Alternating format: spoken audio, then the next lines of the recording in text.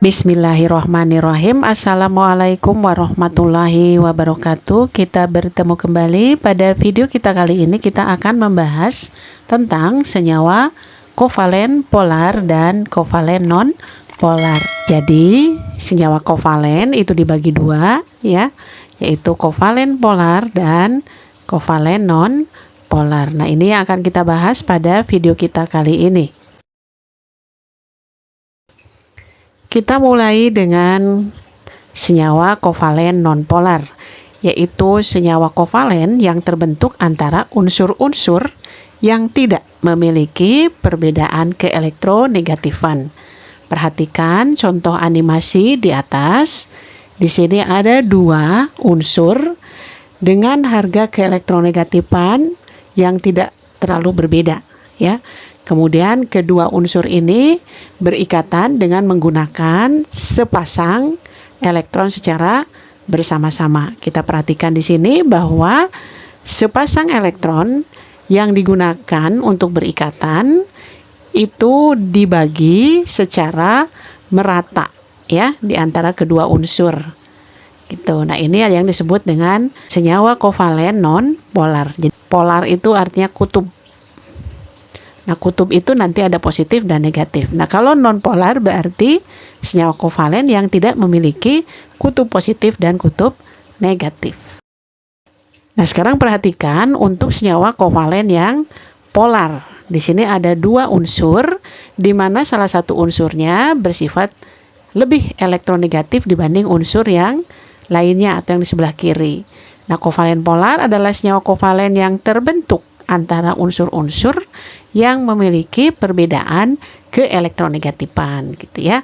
Perhatikan di sini bahwa sepasang elektron yang digunakan untuk berikatan ternyata lebih tertarik ke arah unsur yang bersifat elektronegatif. Karena itu di sini pada unsur yang di sebelah kiri itu elektronnya menjauh dari inti dan ini akan menunjukkan lama-kelamaan dia akan lepas sehingga pasangan elektron yang digunakan untuk berikatan itu lebih mengarah ke kanan ya, unsur yang sebelah kanan yang lebih elektronegatif. Nah, dengan demikian maka unsur sebelah kiri yang nanti elektronnya akan melepaskan diri dari unsur tersebut, maka dia akan bermuatan positif ya. Positif itu artinya elektronnya akan lepas, diberikan atau diterima oleh unsur yang lebih elektronegatif. Inilah disebut dengan kovalen polar. Artinya ada dua kutub positif dan kutub negatif.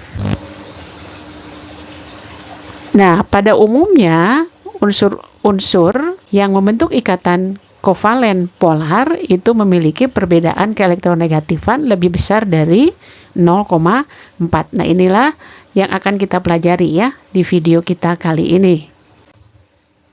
Nah, pada sistem periodik, perhatikan bahwa senyawa kovalen itu adalah yang dibentuk dari unsur-unsur non-logam. Nah, perhatikan unsur-unsur non-logam di sebelah kiri itu adalah H, kemudian di sebelah kanan itu mulai dari C, ya.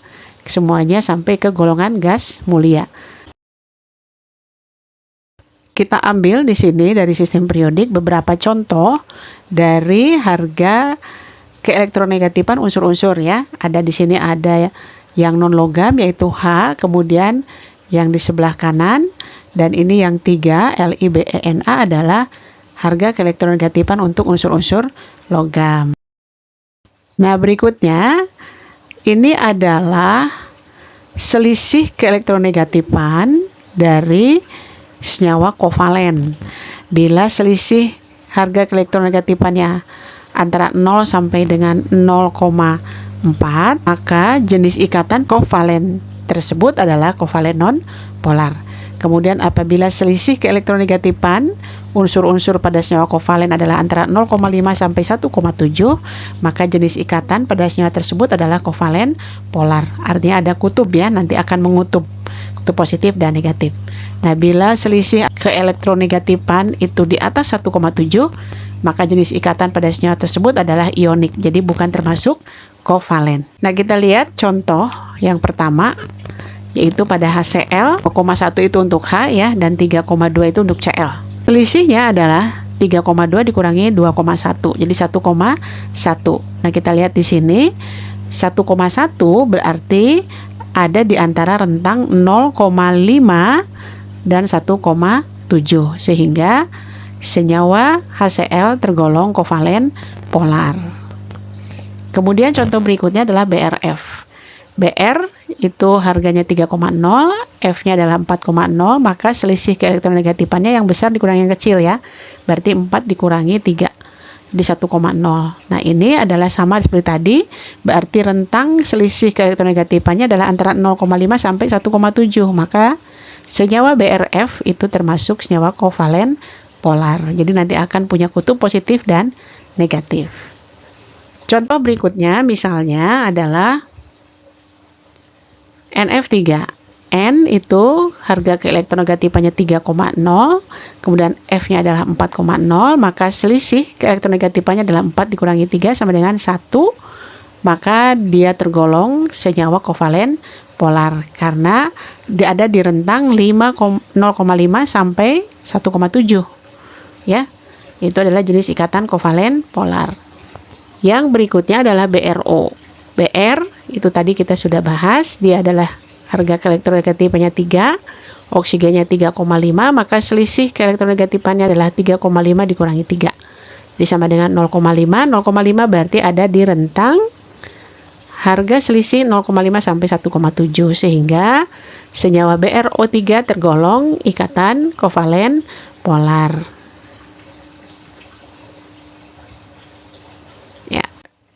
Kemudian contoh berikutnya yaitu CP2.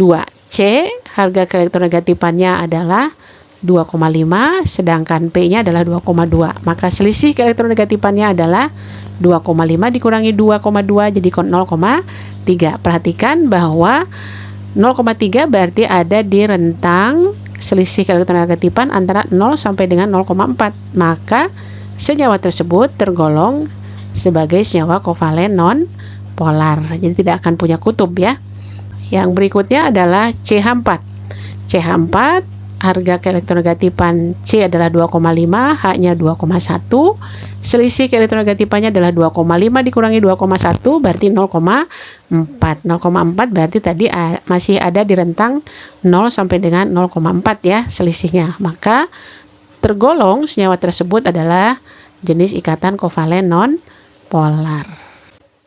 Nah, demikianlah penjelasan kita tentang menentukan kepolaran suatu senyawa berdasarkan perbedaan harga keelektronegatifan dari unsur-unsur pembentuk senyawa kovalen tersebut. Sampai berjumpa kembali pada pembahasan materi-materi kimia berikutnya.